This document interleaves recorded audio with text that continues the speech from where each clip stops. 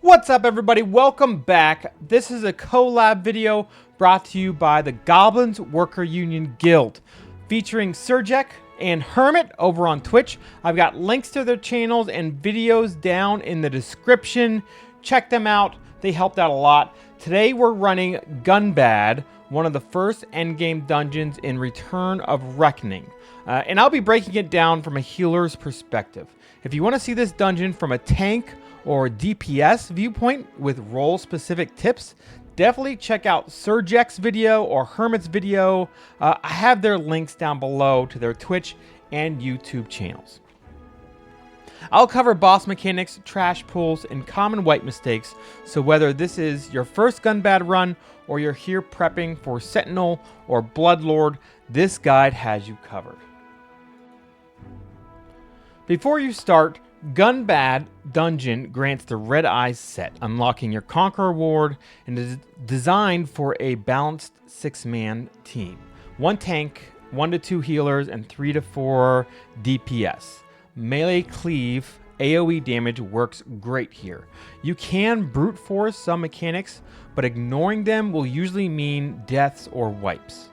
Gunbad is also great for a gold farm, as each boss can drop bags that give you not only the Redeye set pieces, but also gems that you can sell for 10 gold each to a vendor. The 3 wings of Gunbad can be completed in any order, but generally we do the left wing first, then the right, then the middle to wrap things up. Trash in Gunbad actually hits hard if pulled sloppy, so as you're running through, let the tank pull and gain aggro before you start heavy healing or damaging. On the way to the first boss, the quickest route is to jump off here at the ledge. When you jump, make sure you land on the pointy rock below so you receive no fall damage. The first boss is Griblik the Stinker. It's actually a dual boss fight, and the easiest way to do this is to just have your tank pull and hold both the bosses at once and keep major heals on your tank. Since when both bosses are together, they will gain a 30% damage increase. If this is too much damage for your tank to handle, an off tank can pull the Wyvern boss away as you focus down Griblik first. Healers, be on guard here. Griblik has a true damage strike, undefendable chomp. This will hit the tank for 20% of the tank's total health. Throughout the fight, old Greenwingz will spawn eggs. Avoid using AoE damage, since when these eggs pop, they're going to cause a green damaging puddle to appear. If you do pop an egg, just move the boss away from the puddle. In addition to the eggs, Greenwingz will increase your party's cooldown with a debuff, so as a healer, you want to make sure you are cleansing that off your party. Now, of course, start with yourself so that you can debuff faster. Bilebane the Rager is an optional boss, but he is right in the way of the next boss. Most groups will pull Bilebane into the next fight to AoE both bosses together, but if it's your group's first time, you may want to just take it slow and kill Bilebane first. It's a simple fight. The tank will face him away from the group, interrupting whenever Bilebane raises his arms to prevent a damaging knockback to the party. As a healer, you want to look out for Bilebane spewing vomit onto the tank, or your party for that matter. This applies an incoming heal debuff. So target your tank and cleanse that off quickly and finish the fight.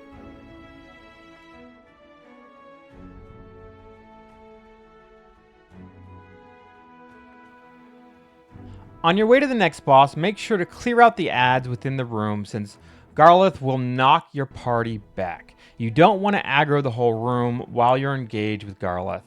Garrolath the Poxbearer, this boss can take quite a bit of time if you don't pay attention to the mechanics. Throughout the fight, he will apply stacks of putrid stink. This is going to reduce your outgoing damage by about 5%. This will stack up to 15 times. You cleanse this debuff by moving your character beneath the waterfall to remove the putrid stink. Go take a shower. If your party waits to cleanse their stink until everyone has 7 stacks or more, then the whole party will convert this debuff into a buff called Freshly Rejuvenated. This increases your outgoing damage by 7%. While this new buff is active, you cannot gain stacks of putrid stink. Every 20% health on the boss So at 80, 60, 40, and 20%, the boss will knock back your party. You can avoid this by positioning your party's back against the wall to avoid being sent so far off and losing all that damage. Garrolath will also spawn Nurgling champions every 10% health he loses. When one of these Nurglings are near him, it will restore 1% of his health every few seconds. So if you have an off tank, you can move these away from the boss. Most groups will just run the dungeon with a single take, so just either target these Nurglings as they spawn or AoE damage.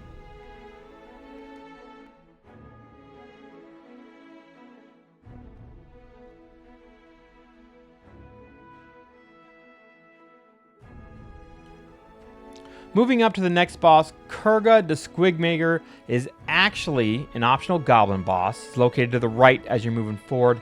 He's pretty simple. When the boss begins, green slime bubbles will appear around the room, and they're going to spawn a champion NPC every 5 seconds. Off the bat, have the tank hold aggro on the boss while the DPS run around destroying these green slime bubbles. Kurga has a knock-up that will send a player up into the air. Make sure to be on the lookout for this and use your detaunt skill or move out of the way when this happens. When the player hits the ground, they're going to deal AoE damage to the party. As a healer, don't take this fight too lightly. The boss does have a damage boost and can quickly melt your tank unless your party is using any of their shatter enchantment skills. You can actually remove this from the boss.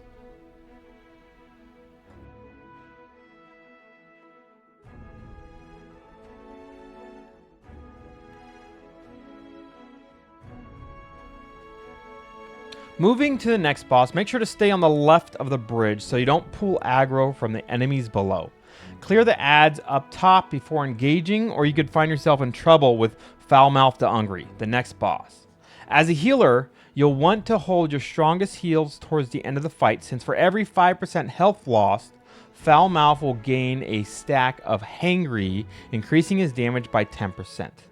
You will also want to watch out for the Squig Vomit. This happens at every 10% health loss.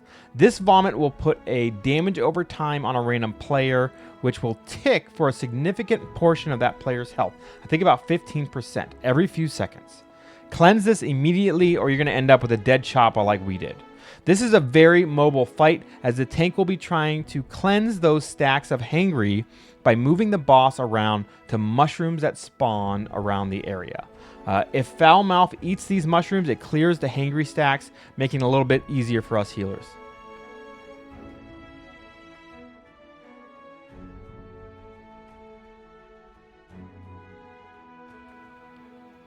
On to the final boss of the left wing, Glomp the Squig Master. This wing boss has 2 phases. During the first phase, most healers will stand on top with the boss so that they can have line of sight throughout that entire fight. If you haven't noticed yet, I'm healing on my shield dock, which is a melee heavy healer. So this is perfect positioning for me. The boss won't move around from his location, but when his health reaches 90, 60, and 40%, he's going to summon squigs to come attack your group. Try to stack together so that your tank can more easily challenge and pick up the aggro of all the squigs. This way, your party can AoE them down quickly. Throughout the fight, the boss will place a red light on a random player, and after about an 8-second delay, you're going to drop a puddle of green goo at your feet. This is going to do damage, and you don't want this in the middle where you're trying to fight the boss. So that player should jump off the edge, dropping the green goo away from the party before rejoining the fight. Phase 2 begins at about 30% health. Glomp's going to turn into a squig, and he can start bouncing, which will deal a strong AoE damage to the party. The more people that are being hit by this attack, the stronger it is. You're going to want the majority of your party to move out of range of the AoE bounce during this. If he doesn't bounce, just run back in, damage the boss. Just keep on the lookout for this attack. Once you kill Glomp, take the portal back to the beginning of the dungeon and head over to the right wing. You can skip most of the mobs along the way here, or clear them depending on your party's gear, or we're going to clear them.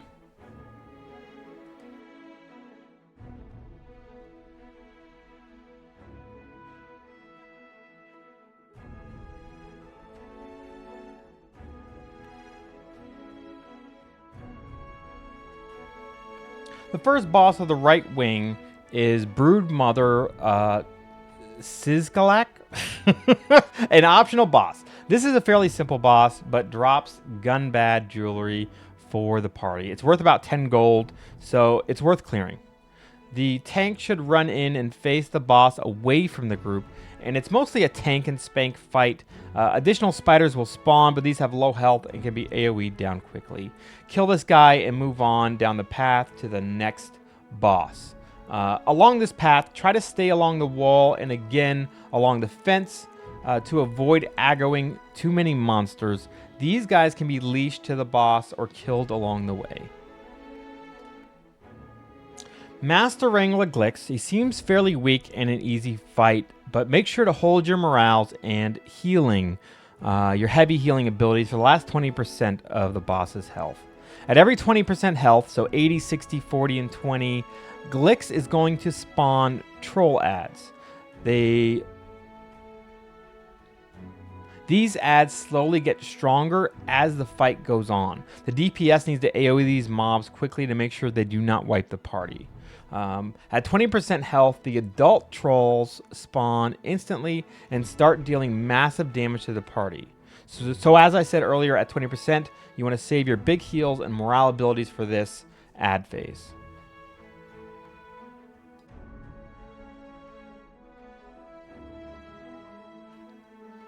The next boss, Elder Kizzig the Waagha, has a unique mechanic that must be followed, otherwise the boss will wipe the entire party. Kizzig's little buddy is Chipfang, a small snotling that has very low health. Chipfang will want to stay close to Kizzig, who spawns additional snotlings throughout the fight. If you were to try and AoE these down, you would inevitably kill Chipfang, which will enrage Kizzig and wipe your party. A strong party might be able to single target the boss and ignore the ads, but if you are watching this guide, that's likely not the case. These ads can add up to a lot of extra damage. So this is how to deal with the mechanic. Have a healer from your party gain aggro from Chipfang by interacting with one of the 5 plates of food near where Elder Kizzig spawns. This will pull Chipfang away from the boss so that your party can safely AoE the boss with his ads without killing Chipfang. Periodically, Chipfang will announce he is hungry with an audible cue, and the healer will lose aggro of Chipfang. Quickly run to another plate of food and interact with it to hold aggro. In addition to the Chipfang mechanic, the boss will knock the party down every 20% of his health loss. This is going to prevent you from using abilities for 2 seconds, so be prepared with cooldowns in case you need to throw out some emergency heals on someone. On the way to the 4th boss of the right wing, you're going to want to drop down here on the left and clear mobs up the ramp. Clear the area up here as well as the group in front of the boss door before pulling the Herald of Solithex from down below.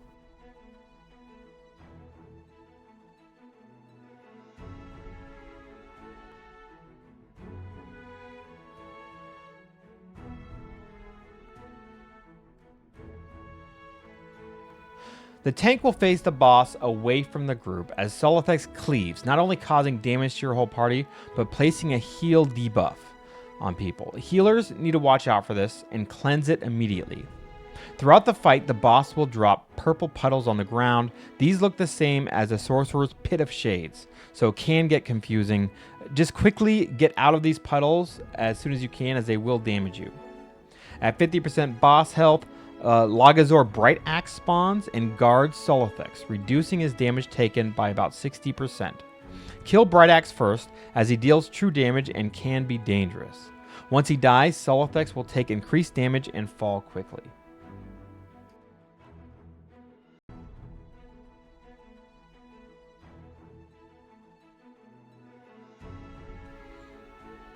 The final boss of the left wing is probably the toughest boss of the dungeon so far.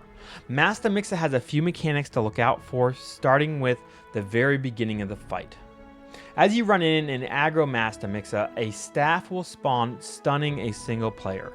Destroy this staff quickly and move on to the boss. He will do this again at 50% and 20%, where at 50% he's going to spawn 2 staves to lock your party down, and at 20% health, he spawns 3 staves. Kill these quickly so that your entire party can continue fighting. The entire party should stack on the boss for 2 reasons. First, reinforcements will arrive throughout the fight to help Masta Mixa. A large amount will come at 60% health and then again at 10% health. Everyone stacking on the boss will drag the adds to the tank so that your party can AoE them down fairly quickly. These adds must be killed because if they're left alive too long, you're going to see a sword appear above their head, which is buffing their damage. The second reason is the boss will summon 2 giant green fists that smash and deal AoE damage. Sticking close together will make the AoE healing easier. If the party composition cannot AoE heal through this mechanic, then keep a lookout for which player is targeted and have that player run away from the group and kite the fists around so they don't kill your group. Healers will just have to switch target and focus healing that person. Now you've cleared this wing, take the portal back to the beginning and head down to the middle and last wing of the dungeon.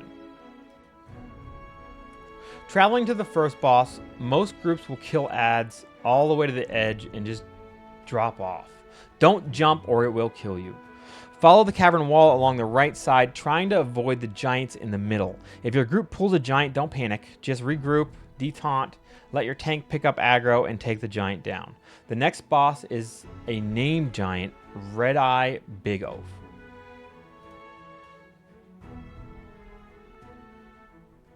The tank will pull Redeye Big Oaf beneath one of the goblin huts as we are showing here, since the boss will stomp, launching your party into the air. If the goblin huts are above your head, it will prevent you from flying too far. This boss will cleave in a 360-degree area around the boss, so melee DPS, you're going to get hit no matter where you stand. Healers just need to make sure to keep the AoE healing up. If you're ranged, feel free to stand on the opposite wall away from the boss to avoid this stomp and knock up altogether. Otherwise, this is just a tank and spank.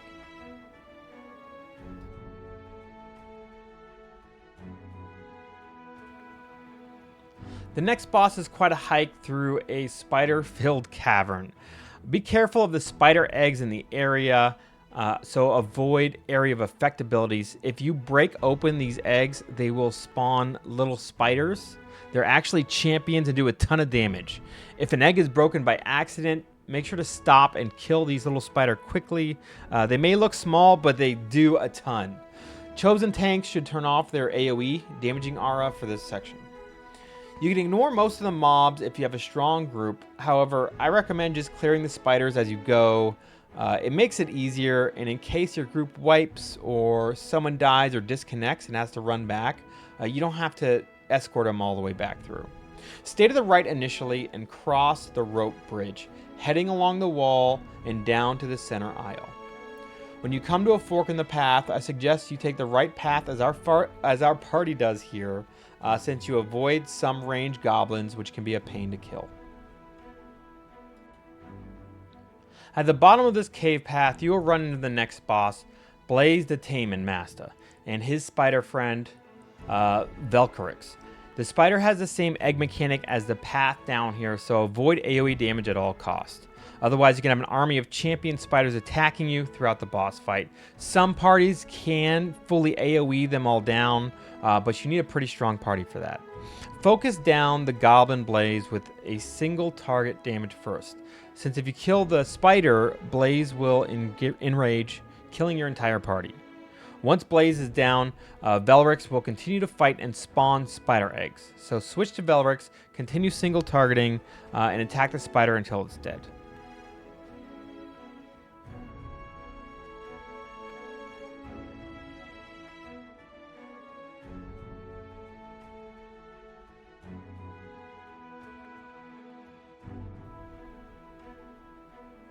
Continue through the cavern and over the bridge, killing monsters as you go. Some strong groups can just run past these monsters. Again, I recommend clearing in case someone in your party has to come back for any reason.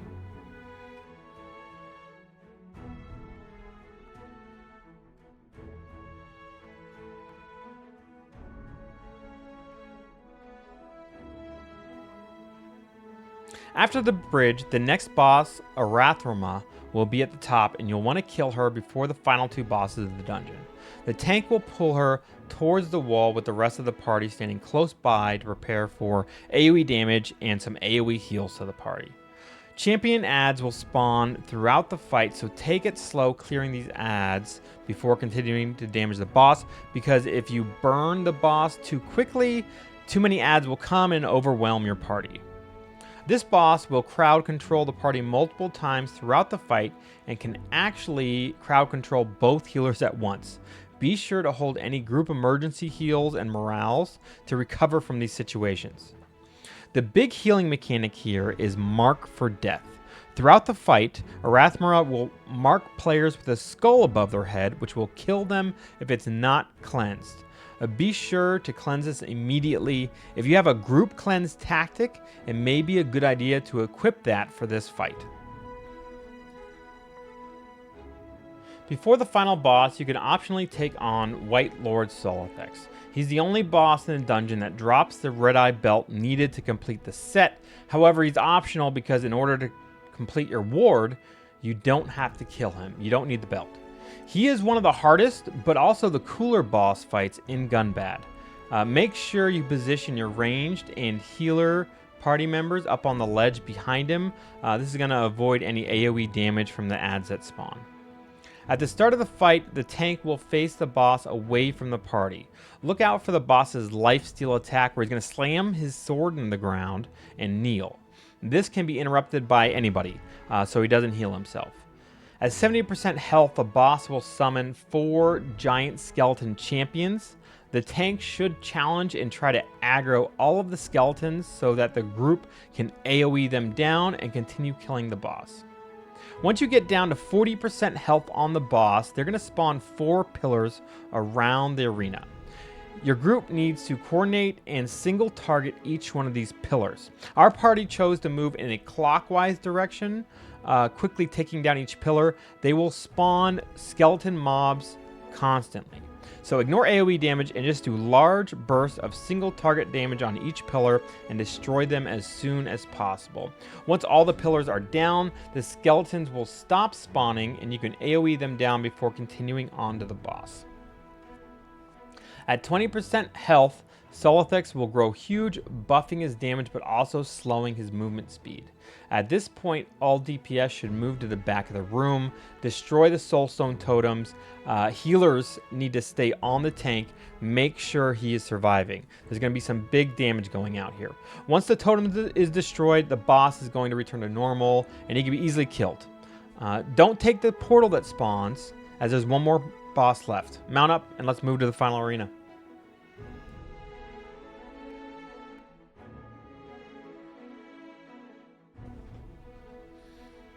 Ard Ta Feed is the final boss of Gunbad.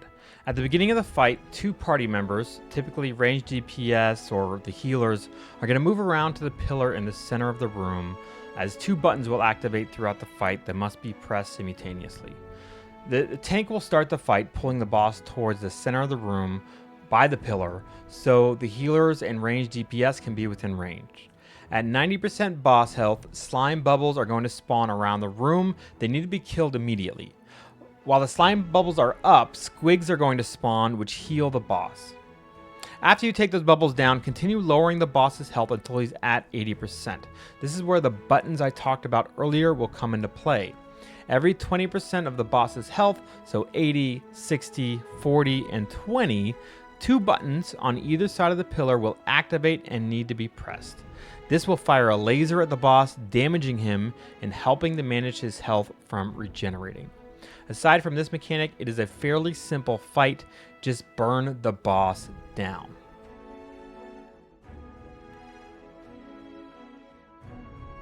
And that's Gunbad. If this guide helps you, drop a like, subscribe for more Return of Reckoning PvE and PvP guides and builds. Let me know which dungeon you want to see next. Thanks for watching, and I hope to see you on the next run.